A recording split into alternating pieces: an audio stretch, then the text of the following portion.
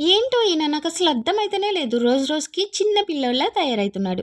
చేసి పెడితేనేమో రిటర్న్ తీసుకొచ్చేస్తాడు. చేయకపోతేనేమో ఎందుకు బుజ్జి ఈరోజు చేసి పెట్టలేదని చెప్పి అడుగుతా ఉంటాడు.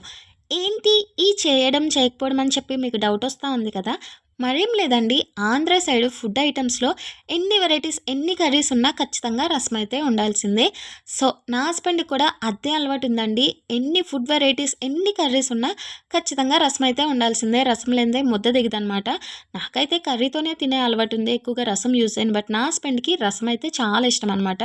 సో, మా ఇద్దరమే ఉంటున్నా రోజు కొంచెం రసం అయితే ప్రిపేర్ చేస్తాను. సో, రసం ఆఫీస్‌కి పెడితే కొన్నిసార్లు రిటర్న్ తీసుకొచ్చేస్తా ఉన్నాడనమాట. "ఎందుకు బుజ్జి ఈరోజు రసం తినలేదని" అడిగితే, "బుజ్జి కర్రీ పెట్టావు కదా! దాంతోనే సరిపోయిందంటాడు." ఓకే. ఎట్లాగో రసం రిటర్న్ తీసుకొచ్చేసాడు కదా! అని నెక్స్ట్ డే కర్రీ పెట్టి రసం చేయకపోతే, "ఎందుకు బుజ్జి ఈరోజు రసం చేసి పెట్టలేదు" అంటాడు. ఏంటో ఈయన చేసి పెడితే ఒక బాధ, చేసి పెట్టకపోతే ఇంకో బాధ.